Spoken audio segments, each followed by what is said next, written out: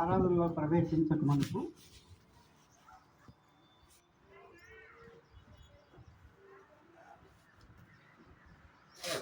వాక్యం చదువుకుంటాం.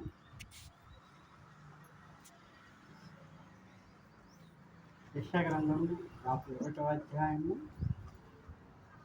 3వ వచనం. యెషయా గ్రంథం 51వ అధ్యాయము 3వ వచనము అందరం కలిసి చదువుకుంటాం. యెషయా గ్రంథం 51వ అధ్యాయము 3వ వచనం అందరం కలిసి చదువుకుంటాం. యెహోవా సీయోనును ఆదరించుచున్నాడు, దాని పాడైన స్థలములన్నిటిని ఆదరించి దాని అరణ్య స్థలములను ఏదెను వలె చేయుచున్నాడు. దాని ఎడారి భూములు యెహోవా తోట వలన నడినట్లు చేయుచున్నాడు. ఆనంద సంతోషమును కృతజ్ఞతాస్తుతియు సంగీత గానమును దానిలో వెలువడుచున్నాడు. పరమగీతములు 5వ అధ్యాయము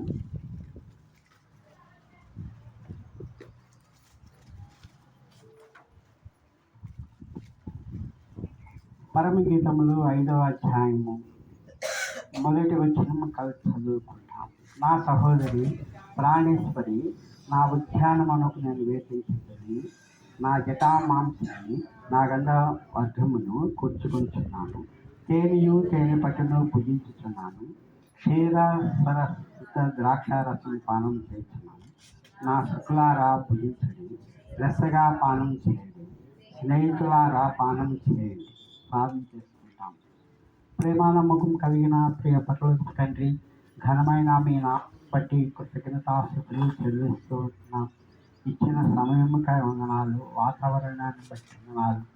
ప్రభా, ఈ కార్యం ప్రభా మీరు కొనసాగిస్తూ ఉన్నారు కనుక ఈ సమయం కూడా ఇది కొనసాగింపు అనుగ్రహిస్తూ ఏది ఆశించిన అభ్యంతరం లేకుండా ప్రభా మాకు అనుకూలతను అనుగ్రహిస్తూ సహాయం చేయండి. వాతావరణం మా ప్రభా మేము ఆరాధించడానికి బలాలా పాల్గొనటానికి ఎటువంటి అవరోధాలు కలిగించకుండా మీరే కృషి చేస్తున్నారు. మంచి వాతావరణంలో మీరు అనుగ్రహిస్తూ మహింపగమని మా ప్రభు మా రక్షకుడు అయిన యేసుక్రీస్తు ప్రభు వారికి శ్రేష్టమైన నామంలో స్తుతించి ప్రార్థించి అడిగి వేడుకుంటున్నాము తండ్రి, ఆమేన్.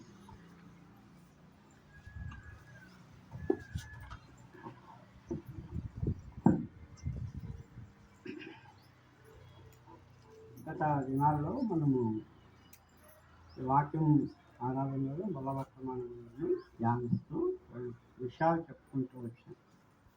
ప్రత్యేకింపబడినటువంటి స్థలము, ప్రతిష్ఠింపబడిన స్థలము అని మనము ఆరాధన వర్తమానములను బలవర్తమానములను మనం చూస్తూ వచ్చాం. కనుక దేవుడు మనల్ని ప్రత్యేకించుకున్నాడు. మనం ఎవరమంటే పాపులమై ఉన్నాము.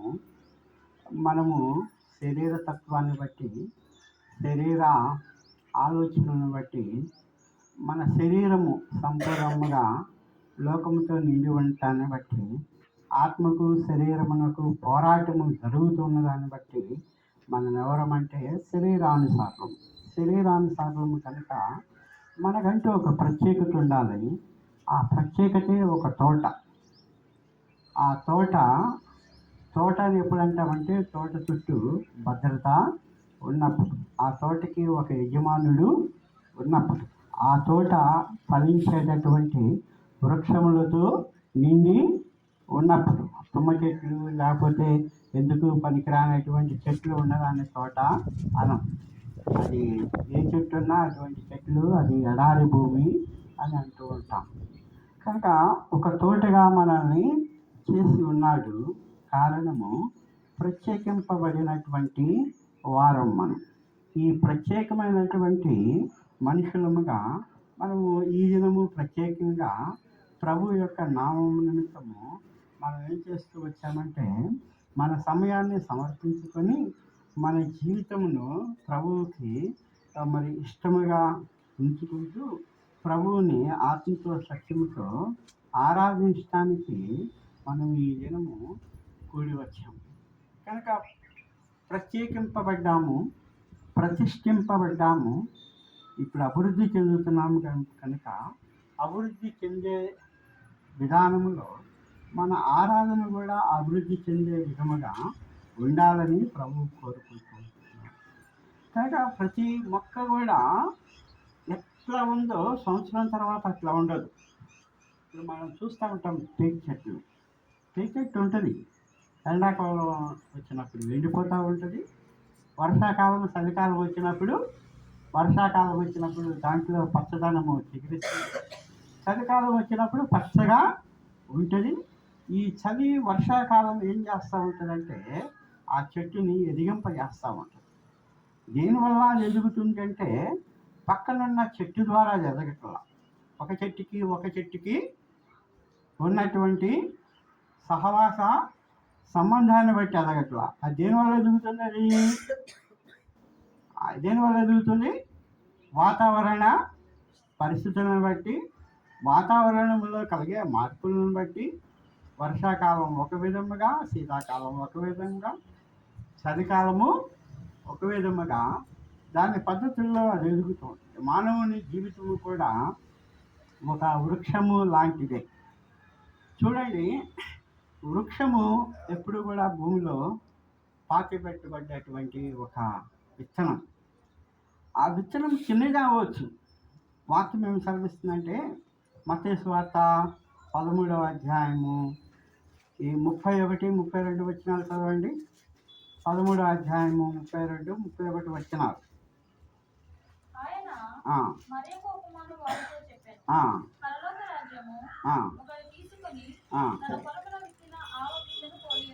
చూడండి, ఆవగింజని పోలి ఉన్నది. ఈ ఆవగింజ భూమిలో పడ్డప్పుడు ఏమవుతుంది?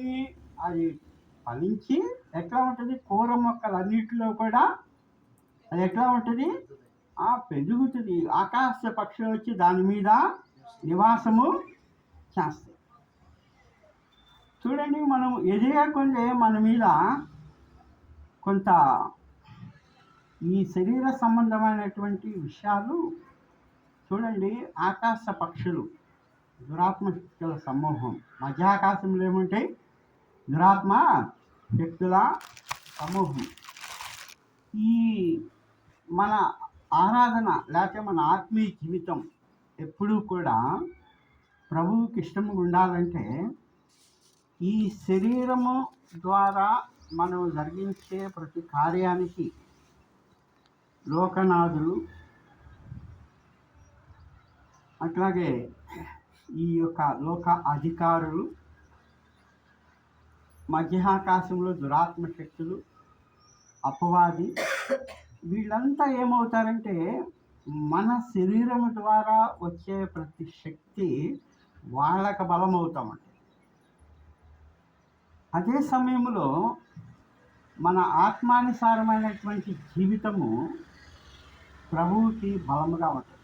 అందుకనే 2 బలమైన చెట్ల మధ్య ఒక మానవుడు నివసిస్తూ ఉన్నాడు. ఒకటి జీవ వృక్షము, యేసుక్రీస్తు ప్రభువారికి సాదృశ్యము. ఒకటి తెలివితేటలకు వృక్షము, అది అపవాది. వాడి తెలివితేటలతో మనం ఏమవుతూ ఉంటాము? శరీరాన్ని ఉత్పత్తి చేస్తాం. ఆ జీవముతో ఏం చేస్తాము? ఆత్మను ఉత్పత్తి చేస్తాం. కనుక జీవముతో ఎదుగుతున్నటువంటి చెట్టు, తెలివితేటలతో ఎదుగుతున్న చెట్టు, ఈ 2 చెట్ల మధ్య మానవుడు ఉంటూ ఉన్నాడు. అంతేనా? ఇంకేమైనా ఉందా? డౌట్ ఉంటే ఆదికాండం 2వ అధ్యాయం 9వ వచనం చదవండి.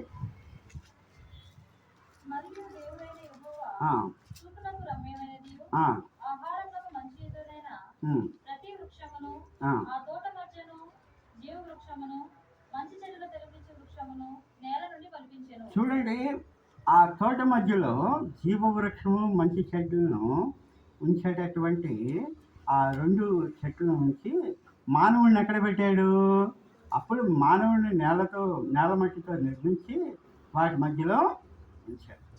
ఉంచేమన్నాడు? 17వ వచనంలో, అయితే మంచి చెడ్డలా తెలియనిచ్చు వృక్ష ఫలమును. అది విషయం. శరీరంతో బ్రతికేమంటే నిశ్చయముగా వస్తాం. వాక్యం ఏం సెలవిస్తుంది? మంచి చెడ్డల తెలుగునిచ్చు ఫలమును తింటే తినుదినమున నిశ్చయముగా వచ్చేదమని నరునికి ఆజ్ఞాపించు. చూడండి, మనము ఆరాధన అనేది ఏదో దేవుని గుణాశ్రయంలో 4 చెబుతాము, తర్వాత మన పాప జీవితాన్ని గురించి ఒక 4 అంశాలు చెబుతాము, తర్వాత ఆరాధించాలని అంటాం.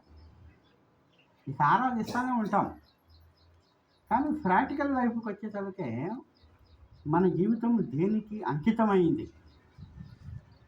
స్వభావ సిద్ధముగా మన జీవితము ఏ విధముగా నడిపింపబడుతుంది అనేది మనం ఎరుగుతూ ఉండాలి. చూడండి, మార్క్స్ సువార్త మన జీవితంలో మనకు తెలియకుండానే కార్యాలు జరిగిపోతూ ఉంటాయి. ఒక ఇతనము భూమి మీద పడ్డప్పుడు చూడండి, మార్క్స్ సువార్త 4వ అధ్యాయం 26, 27, 28 వచనాలు.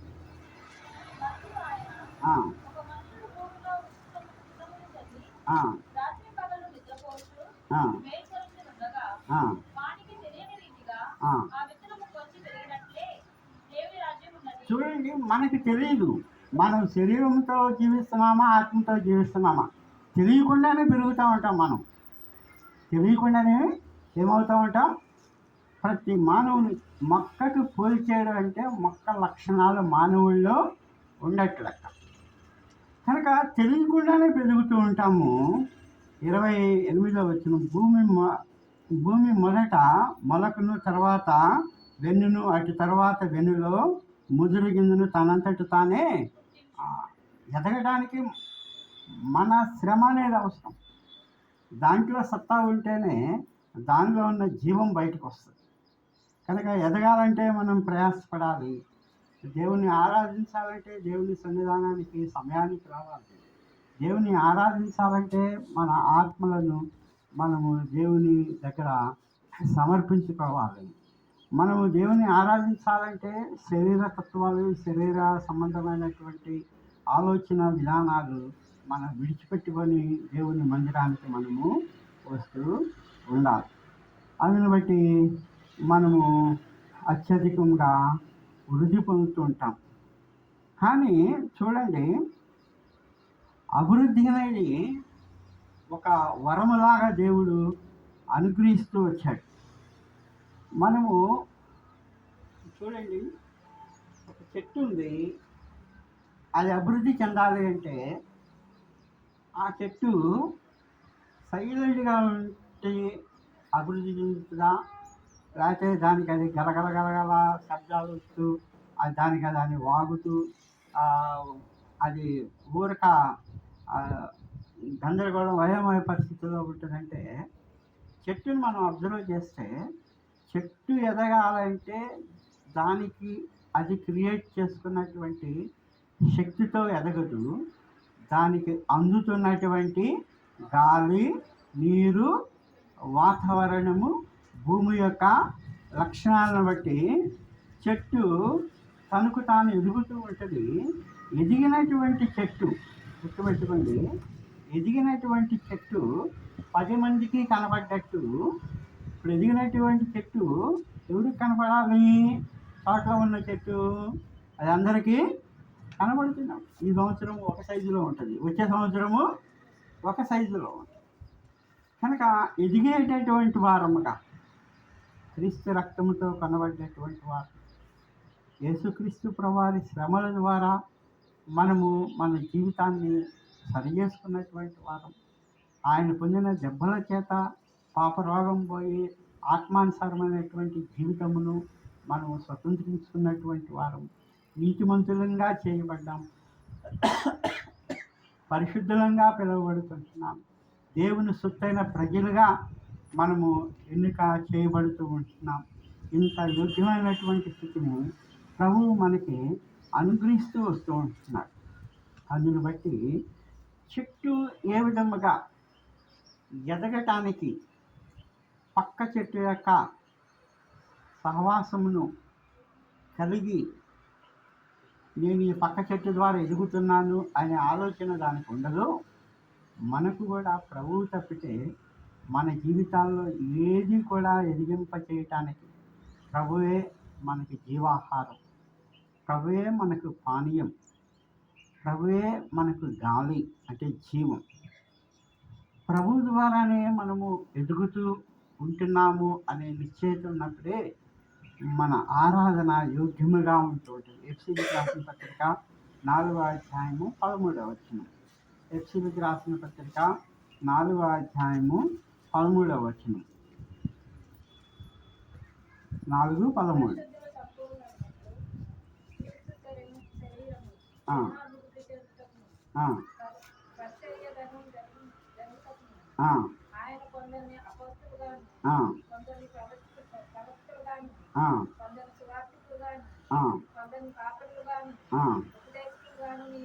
ఒక్కొక్కరికి ఒక్కొక్కటి పరిచర్య. దీని గురించి వివరణ అంటే బలవర్తమానం టైంకి ఒక బ్రదర్ వస్తారు, లేకపోతే ఈ విషయంలో మనం ధ్యానిస్తాం. చూడండి, ప్రతి చెట్టుకి థాట్ అంటే ఒకే రకం ఉండవు. ఎందుకంటే మనం పరమగీతంలో చదివినట్లు అనేకమైనటువంటి సువాసనలు వెదజల్లేటటువంటి తోట అది. తోట అంటే అనేకమైనటువంటి మొక్కలు ఉంటాయి, అనేకమైనటువంటి సువాసనలు ఉంటాయి, అనేకమైనటువంటి విధానాలు ఉంటాయి. నా తీర్మానం ఒక విధంగా ఉంటుంది, ఇంకొకళ్ళ తీర్మానం ఇంకొక విధంగా ఉంటుంది. నా తీర్మానాన్ని బట్టి నేను పని చేస్తాను. నా పని ఎదుటోడికి ఇష్టముండా లేకపోయినా ఎవరికి ఉండాలి? నేను దేవుని దగ్గర ఏదైతే పొందుకున్నానో, ఏ పని అయితే, ఏ బాధ్యత అయితే ఎవరికి ఏ బాధ్యత అప్పచెప్పాడో ఆ బాధ్యతలో ఎదగటం నేర్చుకున్నప్పుడే మన ఆరాధన క్రమంగా చక్కగా ఉంటుంది.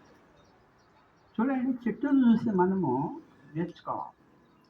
చెట్టు ఎదగటానికి దానిలో నుండి వచ్చే అలజడి అవసరంలా, దాని ఆక్రందన అవసరంలా, దాని ఘోష దానికి అవసరంలా. అది ఎదగాలంటే ఏం కావాలి? దానికి ఏం కావాలి? అంతే. ఇంకా అవి ఆడి నుంచి వస్తాయి. పక్క చెట్టు ఏమైనా ఇస్తుందా? ఏం ఇవ్వదు. అది ఎంతవరకు సాధ్యమంటే ఆ పక్క చెట్టు ఈ చెట్టుకి రెండు బాగా ఎదుగుతున్నప్పుడు మధ్యలో ఏర్లు లోపల లోపల అట్లా కలుసుకున్నట్టుంటాయి. కలుసుకున్నట్టుండి ఏమవుతాయి?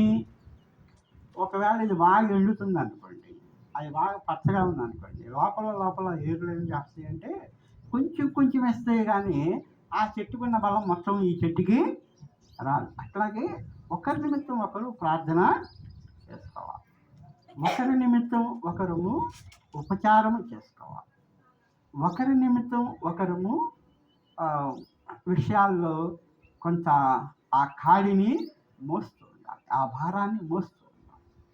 అంతేగాని మోసినంత మాత్రాన ఆ చెట్టు వల్లే ఈ చెట్టు ఉంటుందని కాదు. అసలు ఆ చెట్టుకి ఈ చెట్టుకి అది ఎదగటానికి రెండు కారణము కాదు, కానీ కేవలము దేవుడు అనుగ్రహించేటటువంటి కృప. అందుకని మనం ఎదుగుతున్నాము అంటే గుర్తుపెట్టుకోండి, మన జీవితాల్లో ఈ దినం మనము ఆరాధనకు యోగ్యులంగా ఎంతబడ్డామంటే దేంట్లో ఎదుగుతున్నాము? పేతురు రాసిన 2వ పత్రిక 3వ అధ్యాయము 18వ వచనం. 3:18.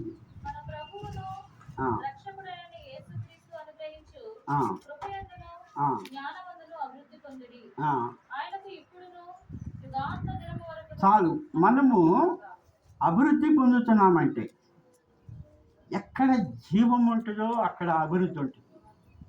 జీవం ఎట్లా వస్తుంది? తనకు తాను సృష్టించుకోలేదు, తనలో జీవం ఉంది. ఆ జీవము విస్తరించాలంటే దేవుని కృప, దేవుని జ్ఞానం ఉండాలి. తెలివితేటలో అపవాదిస్తాడు, జ్ఞానాన్ని దేవుడు ఇస్తాడు. కనుక మన తెలివితేటలు శరీరాన్ని ఉత్పత్తి చేస్తాయి.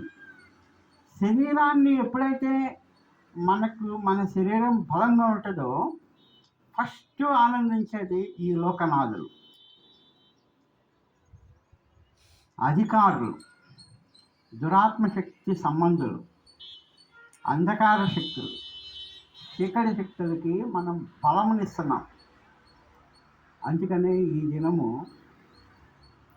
క్రైస్తవ్యము శ్రమల పాలవ్వటానికి కారణము ఎవరి కారణం? మనలో జీవముతో నిండిన ఆత్మతో జీవించిన జీవితం కారణమా? శరీరానుసారముగా శరీరాన్ని ఉత్పత్తి చేసుకుంటున్నటువంటి జీవితం కారణమని మనం పరీక్షించుకుంటే ఈ లోక నాదులు ఎందుకు ఇట్లా ప్రచురిల్లిపోతున్నారు? ఎవరి కారణం దానికి? ఎవరి కారణం? గవర్నమెంట్ అధికారి ఉంటాడండి, ఆర్ఐ రెవెన్యూ డిపార్ట్మెంట్లో మనకి సర్టిఫికెట్ ఇచ్చేటటువంటి ఒక విఆర్ఓనో ఆర్ఐఓ ఉంటాడు, క్యాస్ట్ సర్టిఫికెట్. అది ఎవడు ఏదో వంక చెబుతాడు, నువ్వు ఆంధ్రాలో పుట్టావు కనుక మీ ఇంటి పేర్లు అంటే మాకు తెలియవు, మేము క్యాస్ట్ సర్టిఫికెట్ ఇవ్వాలంటే ఇల్లు, ఇంటి పోతరాలు, పూర్వీకులు, వాళ్ళ ఫస్ట్ నుంచి ఏ కులంలో ఉన్నారు అన్నీ చూసుకొని మేము ఇవ్వాలి. మాకు మీ ఇంటి పేర్ల గురించి మాకేం తెలుసు? అదే నువ్వు ఎక్కడోడు అయితే, ఈ గ్రామం వాడు అయితే ఈ ఇంటి పేర్లను బట్టి నువ్వు ఏ కులవాడు చెబుతాము కనుక ఇవ్వము అంటాం. అది చెప్పింది కరెక్టే. మనం ఏం చేస్తాం చెప్పండి? సర్టిఫికేట్ కావాలి మనకి, ఏం చేస్తాం చెప్పండి? అదే శరీరం పనిచేయటం. ఆడికి లంచం ఇస్తాం, 1000 అంటాం, కాదు అంటాడు. 2000 అంటాం, కాదు అంటాడు. మొత్తం 5,000 దాకా వెళ్తుంది బేరం. 5,000 ఇస్తాం, వీడి దగ్గర కూర్చుంటాం, దాంట్లో కొట్టిసి తీసుకొస్తాడు. ఎవడు దానికి తప్పు కారణం? ఆ శరీరం వృద్ధి పొందటానికి, ఆ లోకనాథుడు వృద్ధి పొందటానికి, అధికారి వృద్ధి పొందటానికి ఎవడి కారణం? మనమే. మన చేతులారా మన జీవాన్ని ఏం చేసుకుంటున్నాము? మాకు ఆతురత ఎక్కువ అనమాట. కోర్టులో ఏం జరుగుతుందో, ఏంటో, ఎట్లా పోతుందో, అడేం వేసాడు, అడే కౌంటర్ వేసాడు, ఏ కేసు పెట్టాడు, పోగాలని ఎవరు అడిగి టీలకి టిఫిన్లకి 200 300 ఇస్తే కానీ ఏం చేస్తారు? ఆ పేపర్లు ఇస్తారు. ఆ పేపర్లు తీసుకోవాలంటే 2 days పడుతుంది. మళ్ళీ దానికి ఒక అప్లికేషన్ పెట్టుకోవాలి. మళ్ళీ అది మేము కూడా దాంట్లో ఆ కేసులో ఉన్నామని కోర్టుకి చెప్పాలి. అప్పుడు అది అప్లై చేయాలి. అప్లై చేసిన తర్వాత మన చేతికి వస్తుంది. అది ప్రాసెస్ అయ్యేదాకా వారం ఉంటుంది. వారం రోజులు మనం తట్టుకోలేము. అది ఏం కేసేసాడు మన మీద, ఏం రాశాడు, ఎన్ని అబద్ధాలు రాశాడు, ఈ టెన్షన్లో చచ్చిపోయి 200 పోతే పోయినాయి అని అది ఒక 50 100 టీ ఖర్చులకి టిఫిన్ ఖర్చులకి ఇచ్చి దాన్ని ఏం చేస్తాం? ఆ జిరాక్స్ తెచ్చుకుంటాం. వారం రోజులు ఉంటే రాజమార్గంలో వస్తాయి. ఒక 50 రూపాయలు ఇస్తే ఒక గంటలో దానిలో ఉన్న మ్యాటర్ ఏంటో మనకి తెలిసిపోతుంది. చూడండి, ఈ విధముగా మన జీవితాలు ఉన్నప్పుడు మన ఆరాధనలు దేవునికి యోగ్యముగా ఉండవు. కారణం ఏంటంటే మొక్క అనేది ఎదగటము 10 మంది చూడాలే కానీ తనకు తాను ఎప్పుడు చూసుకోదు. అది ఏంటి? ఆ గాలి, నీరు, వాతావరణాన్ని కలిగి అది వృద్ధి పొందటమే దానికి తెలుసు. వృద్ధి పొందిన ఫలము అది అనుభవించటం కూడా దానికి తెలియదు. క్రైస్తవం అంటే అదే. క్రైస్తవం అంటే దేని కొరకు? యేసుక్రీస్తు ప్రభువారు దేని కొరకు వచ్చాడు? తనకు తాను జీవించటానికి వచ్చాడా? తాను ఇతరుల కొరకు జీవించడానికి వచ్చాడా? తనకు తాను మరణించడానికి వచ్చాడా? తాను ఇతరుల కొరకు మరణించడానికి వచ్చాడా? తాను పడిన ప్రయాస తాను అనుభవించడానికి వచ్చాడా? లేకపోతే ఇతరులు అనుభవించడానికి వచ్చాడా? చెట్టు కూడా అంతే. చెట్టు ఎట్లా ఉందో మనం అట్లా ఉంటే దిగులేదు. ఇక చెట్టు ఎట్లా ఉంటే మనం అట్లా ఉంటే దిగులేదు. దీనంతటికీ కారణము భూమిలో ఉన్న స్థితి. మనం భూమిలో సరిగ్గా లేకుండా అటు ఇటు విత్తనము పాతిపెట్టిన తర్వాత ఊరక దానికి వైబ్రేషన్ వచ్చి అది కొంచెం తేలిందంటే కాబట్టి మనకి ఇక వరద లాంటి ఏమి గంట సేపు వర్షం పడిందంటే నీళ్ళు నిలవగానే పై తేలిన ఆ విత్తనం బయటకు వస్తుంది. అది అట్టే నీళ్ళలో కొట్టుకొని పోతూ ఉంటుంది. ఆడ మురికి కాలంలో పోతుంది. అనేక జీవితాలు అట్లా జరుగుతుంది. చూడండి, ప్రతి విత్తనము శ్రేష్టమైనటువంటి ఫలం ఫలించలేదు. ప్రతి విత్తనానికి ఆ ముదురు వెన్ను రాదు. ప్రతి విత్తనము మ్రానులా అవ్వలేదు, కాండము కాలేదు, ప్రకాండము కాలేదు. విత్తనము మొదటి స్టేజ్లో పోతాయి, విత్తనము కాకలెత్తుకోకపోతే పోతాయి. ఇప్పుడు వేడి కనుక వేస్తాం పొలాల్లో, ఇంకొక వ్యక్తి ఇక దరువులు చేస్తాడు, తప్పట్లు కొడతాడు, తగరాలు పెడతాడు. ఎందుకంటే ధ్వని వస్తే ఏమవుతాయి, ఆ విత్తనాలు ఆ కాకులు పట్టుకోకుండా, అదే మనం పొలంలో విత్తనం వేసిపోయి పడుకున్నాం అనుకోండి, పడుకుంటే కాకులు వచ్చి మొత్తం ఎత్తుకెళ్తాయి. ఏడొస్తుంది పంట? వస్తుందా? ఏమి రాదు. కనుక ఇక్కడ మనం తెలుసుకోవాలని సత్యం ఏంటంటే, మనము ఎదిగే విషయంలో మన శ్రమ ఉంటుంది, మన కష్టం ఉంటుంది. దాన్ని ఎదిగింపజేసే దేవుడు రెండు సమానముగా ఉంటూ ఉండాలి.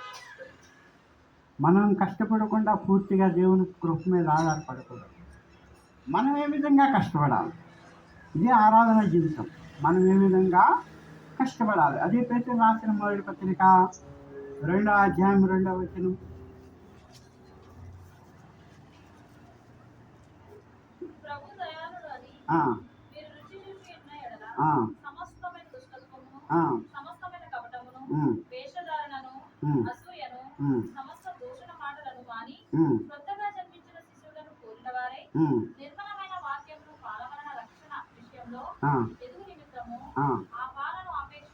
చూడండి, ఎదగటానికి పాలను అపేక్షించాలి అంటే మనలో ఈ లోకనాథులకి అనుకూలమైన వారు శక్తి పొందేటటువంటి స్వభావాలు మనలో ఉండకూడదు. అదే ఈ యొక్క లిస్టు.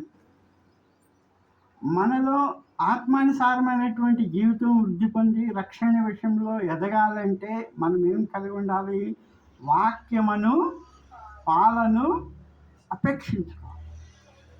కనుక ఆత్మ సంబంధులకు పాలు, నిర్మలమైన ఆత్మ సంబంధులకు విధానం, ఆ విధానంలో మనం ఎదుగుతూ ఉండాలి. ఆ విధంగా ఎదుగుతున్నప్పుడు దేవుడు ఏం చేస్తాడు, ఇంకా మనము ఇంకొంచెం వెనక్కి వెళ్తాం. అంటే మనం వెనక నుంచి చదువుతూ వస్తున్నాం.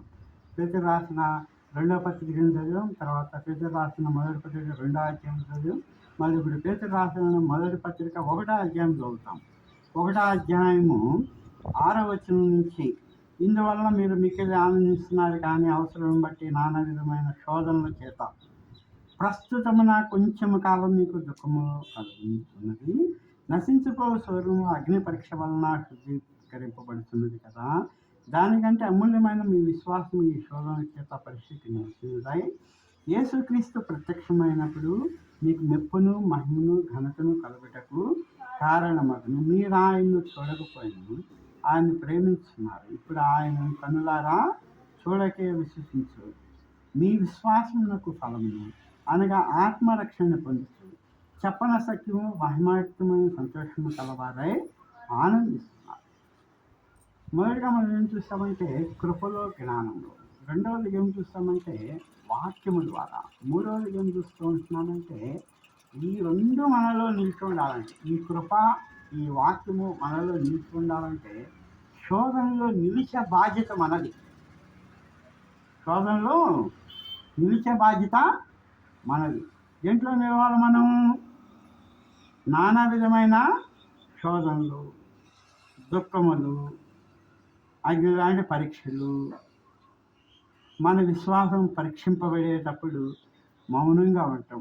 మొక్క ఎదిగేటప్పుడు అది మౌనంగా ఉంటుంది, కానీ అది ఇష్టం వచ్చినట్టు ఇది అవ్వదు. కనుక ఇటువంటి స్వభావం ఉన్నప్పుడే మనలో నిజమైనటువంటి ఈ ఆరాధన, దేవునికి ఇష్టమైనటువంటి ఆరాధనను మనము కలిగినటువంటి వారముగా ఉంటూ ఉంటాం.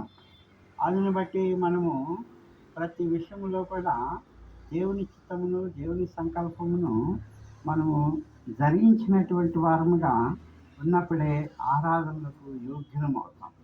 ముందున్నటువంటి దినాల్లో మనం అనుకున్నంత సులభంగా ఉండదు.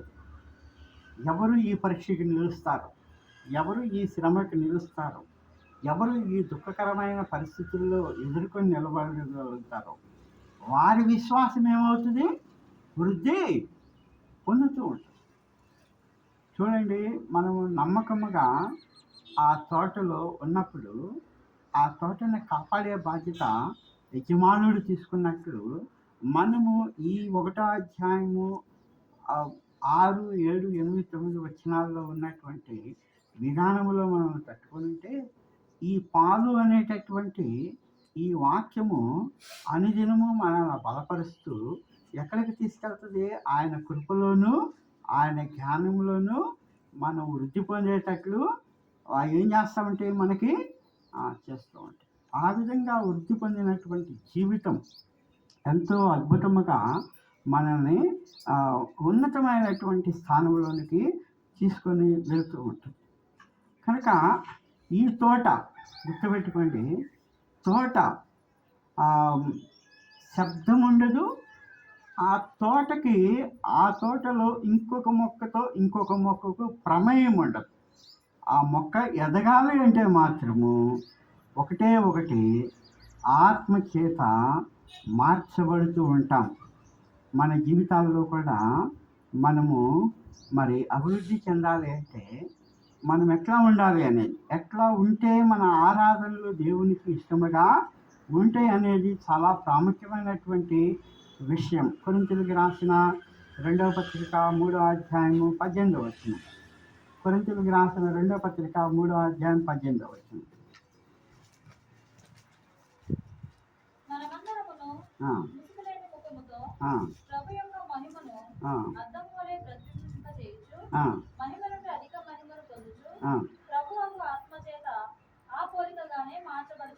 చూడండి, మొదట భూమిలో పాతి పెట్టబడి వృద్ధి పొంది అభివృద్ధి పొంది ఫలించి విస్తరించి ఆ ఫలాల ద్వారా అనేకులకి ఏ విధమైనటువంటి ఆ పరిశుద్ధతను ఇవ్వటానికి యేసుక్రీస్తు ప్రభువారు మాదిరిగా ఉన్నాడు.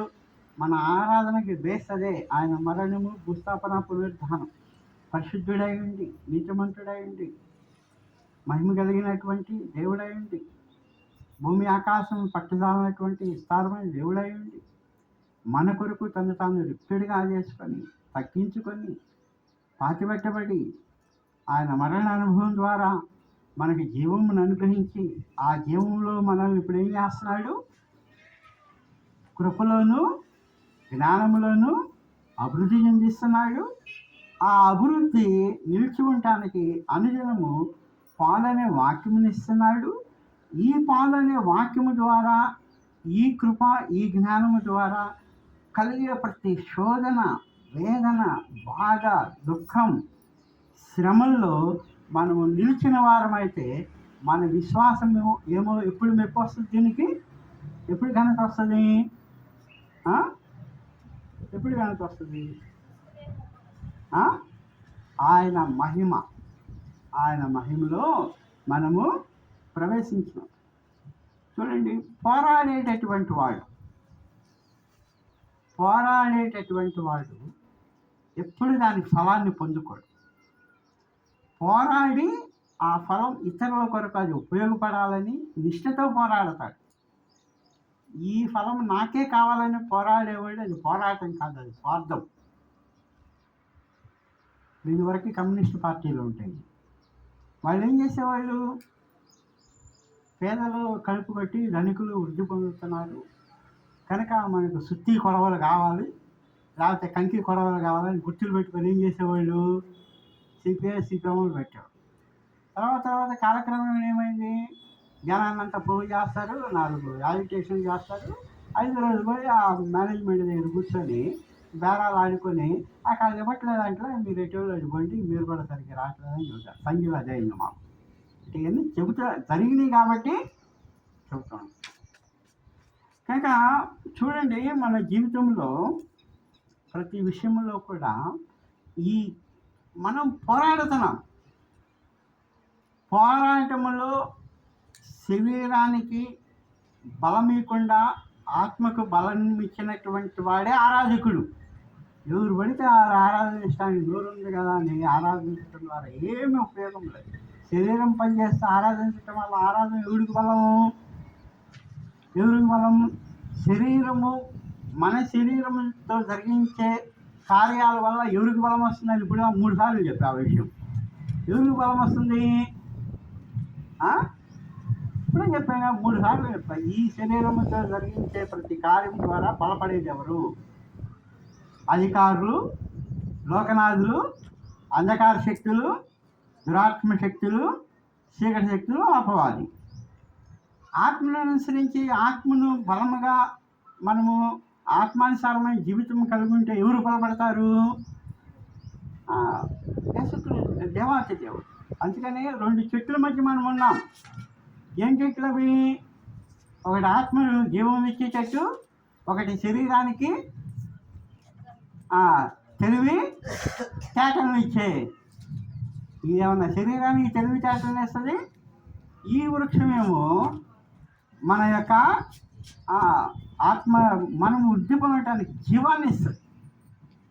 ఏమైనా నాశనం చేస్తుంది ఈ తెలివి తేట. ఈ జీవం ఏం చేస్తుంది? వృద్ధి పొందిస్తాం. చూడండి, మనము ఎదగటానికి మనం ఎదుగుతూ ఆరాధించాలి. ఒక చెట్టు ఎదుగుతూ ఉంటుందే కానీ అది ఎదుగుతూ తగ్గిపోదు. ఎప్పుడన్నా ఎక్కడన్నా చరిత్రలో ఒక చెట్టు ఎదిగి దానికి అది కుళ్ళిపోయి ఎండిపోవడం తప్పితే అదే ఎదుగుదల మళ్ళీ తగ్గుదలగా వస్తుందా? ఎక్కడన్నా చరిత్రలో ఉందా? అదే చెట్టు ఈ సంవత్సరము ఇంత ఎదిగిన చెట్టు ఎండిపోయి కుషించిపోవచ్చేమో కానీ ఎదుగుతూ మళ్ళీ ఒకరోజు తగ్గుతూ మళ్ళీ ఇంకో రోజు ఎదుగుతూ ఒకరోజు తగ్గుతూ అట్లా ఉండదు. ఆ చెట్టు స్వభావం అట్ట కాదు. ఒక క్రైస్తవుడు స్వభావం అట్ట కాదు. మనకి ఇష్టం అయినప్పుడు ప్రార్థన చేయటం, ఇష్టం లేనప్పుడు మానుకోవటం, మనకి ఇబ్బందిగా ఉన్నప్పుడు, కష్టం వచ్చినప్పుడు దేవుడు అంటము, ఆనందం ఉన్నప్పుడు దేవుడిని పక్కన పెట్టడం, ఇది కాదు. చెట్టు ఎదగటం మాత్రమే నేర్చుకుంటుంది. దానికి ఇంకా రెండో పని లేదు. మనము కూడా ఏం చేయాలి? శ్రమల్లో ఎదుగుతూ నేర్చుకోవాలి. అట్లా ఉన్నప్పుడే ఈ ఆరాధన యోగ్యకరముగా ఉంటుంది. ఆరాధన అనేది మరీ ఆరాధన అనేటటువంటి మాట అది మనకు ఆత్మకు బలము అనే ఉద్దేశంతో మనం వారం వారం ఆరాధనా కార్యక్రమాన్ని కలిగి ఉంటున్నాం. వ్యక్తిగతమైనటువంటి ఆరాధన. ఒక ఇత్తనానికి వ్యక్తిగతముగా ఆ జీవం రావటానికి నీరు, గాలి, వాతావరణం ఎంత అవసరమో మనకు కూడా వ్యక్తిగతంగా ఆరాధించటం ద్వారా మనం కూడా వృద్ధి పొందుతామనేటటువంటి సంకల్పంతో దేవుని ఆత్మతో దైవజనులు ఈ క్రమాన్ని పెడుతూ వచ్చారు. దాన్ని మనం కొనసాగించుకోవాలంటే చేయాల్సింది ఒకటే, ఆయన కృపలో జ్ఞానంలో ఎదగాలి. ఇది కొనసాగించుకోవాలంటే ఆ పాలన అపేక్షించుకోవాలి. ఇది కొనసాగించాలంటే శ్రమల్లో, కష్టాల్లో నిలబడి మన విశ్వాసం పరీక్షించుకుంటూ అది ఎప్పుడు దాకుండానంటే ఆయన మహిమలో ప్రవేశించేంత వరకు దాన్ని కొనసాగేటట్లుగానే ఉంటూ ఉండాలి. ఇటువంటి అనుభవం మన జీవితాల్లో ఉంటూ ఉండాలి. చూడండి, అందుకనే దేవుని వాక్యం చదివిస్తుందంటే కీర్తనలు 46:10. చెట్టు ఏ విధంగా ఇతరులకు కనపడుతుందో మనము కూడా ఆ విధంగా కనపడాలి. 46:10.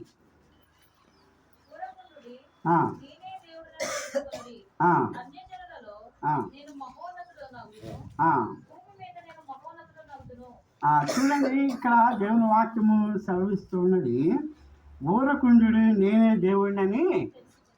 చెట్టు ఊరుకుంటుంది. ఆ చెట్టు అనుకుంటుంది, నాకు ఈ నీరు ఉండటం వల్ల కదా, ఈ గాలి ఉండటం వల్ల కదా, ఈ వాతావరణం ఉండటం వల్ల కదా నేను ఎదుగుతుందని దానికి మాత్రమే తెలుసు. ఎందుకంటే ఎదుగుతుంది, ఎవరి వల్ల ఎదుగుతుందో అందుకనే నేనే దేవుడినని మీరు తెలుసుకుని అన్ని జనుల్లో నేను మహోన్నతుడిని అవుతున్నాను. అది చెప్పక్కర్లా ఆ చెట్టు నేను ఎదుగుతున్నానని. ఎవరు చెబుతారు? ఇప్పుడు మామిడి చెట్టు ఉంది, ఎండాకాలం దాని మొహం కూడా చూడండి, ఎండిపోయిన ఆకు. కొంచెం వర్షం పడి కొంచెం చలికాలం వచ్చినప్పుడు దాని వైపు చూస్తూ ఉంటాం. అదేమవుతుంది? మంచిగా ఉగాది సమయం వస్తేకే అది పూత పడుతుంది. ఇంకో పండుగ వచ్చేదానికి పచ్చడికి కాయలు వస్తాయి, తర్వాత తింటానికి కాయలు వస్తాయి. మన చూపు దాని మీదే ఉంటుంది. తనకు తాను కనపరుచుకోగలవా మనకి. అందుకని ఇక్కడ ఏమంటున్నాడు, భూమి మీద నేను మహోన్నతుడిని అవుతాను. ఎందుకు మహోన్నతుడు అవుతాడు? అన్ని జనులలో నేను అన్ని జనులు విశ్వాసం ఉంచాలంటే మన ప్రవర్తన సరిగ్గా ఉండాలి. ప్రవర్తన సరిగ్గా ఉండటానికే ఆరాధన కార్యక్రమం. మన ప్రవర్తన ఇక్కడ ఆరాధన ద్వారా అది బలపరచబడుతుంది. ఆ బలముతో మనము లోకములో అనేకుల మధ్య తిరుగుతూ ఉంటాము. అందుని బట్టి మనము యోగ్యముగా మనము మరి ఈ జీవాన్ని కలిగి ఉంటూ ఉంటాం. కనుక ఈ ఎదగటానికి చూడండి, ఒకే ఒక మాట చూసుకొని మనం ఆరాధనలో ప్రవేశిస్తాం.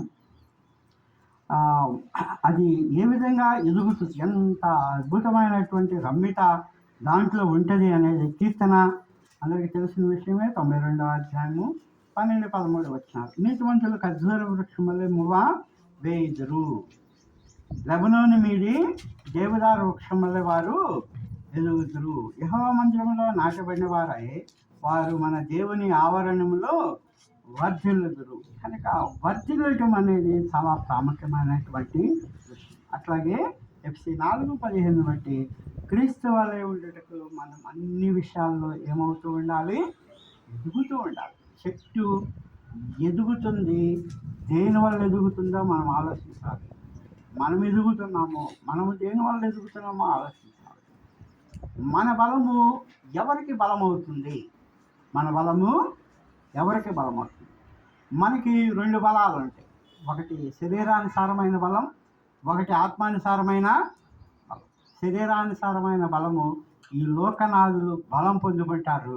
వాళ్ళు బలం పొందుకున్నారంటే మనల్ని సర్వనాశనం చేస్తారు, మనం ఎదగకుండా చేసేస్తారు. మనం ఈ దినం ఎదగకుండా ఉండే రేపటి దినము అనేకమైన సమస్యలు వచ్చి ఎదగకుండా ఉండే కారణం ఏంటంటే మన శరీరం పనిచేసి వాడికి బలం ఇచ్చాం, ఆత్మను నీరు గార్చేసాం, ఆత్మను నిష్ఫలితం చేశాం, ఆత్మను దుఃఖపరిచాం. అందుకని ఆ బాధ, ఆ కష్టం మనము రేపటి దినం అనుభవించాలి. కనుక రేపటి దినము కష్టం అనుభవించకుండా ఉండాలంటే ఈ దినము శ్రమతో కూడిన విశ్వాసముతో ఆ పాలన అపేక్షించుకొని మనము కృపలో జ్ఞానములో వర్ధిల్లి ఆయన రాక కొరకు మనం ఎదురు చూస్తూ ఆయన మహిమలో ప్రవేశించేంత వరకు ఈ వృద్ధి, మనము ఈ అంశమంతా కూడా అభివృద్ధి మీదే మనం ధ్యానిస్తవచ్చు. క్రీస్తు అభివృద్ధి చెందాడు, ఆ అభివృద్ధి మనం కొనసాగిస్తూ అభివృద్ధి చెందాలి. ఆ అభివృద్ధి దేవునికే మహిమ కలిగినట్టు ఉండాలి. అదే ఆరాధన జీవితం. ఆయన ప్రయాసపడ్డాడు, ఆయన శ్రమ పడ్డాడు, ఆయన మన కొరకు ప్రాణమును దారపోసాడు, మనల్ని నీతివంతులుగా చేశాడు, పరిశుద్ధులుగా చేశాడు, మన జీవితాన్ని మార్చాడు. మనము ఆయన రాజ్యములో ఉండటానికి సమస్తము చేశాడు. మనం ఏం చేయక్కర్లా. ప్రతి శ్రమలో కూడా ప్రభువుకు మహిమ కలిగేటట్టు మనం జీవించినటువంటి వారం ఉంటే మన జీవితాలు సువాసనతో గదులుతుంటాయి. గత 2-3 వారాల క్రితం ఈ వాక్యాలను మనం ధ్యానించాం. అందువల్ల అవన్నీ ఇప్పుడు మనం మరలా రిపీట్ చేయలేకపోతున్నాం. కనుక అది జ్ఞాపకం చేసుకొని ఆత్మీయ శక్తితో మనము ప్రభువుని ఆరాధించేటట్టు దేవుడు మనకి సహాయం చేయను గాక. అందరూ నిలబడి మరి ఒక పాట పాడుకుంటాం. ఒక పల్లవి.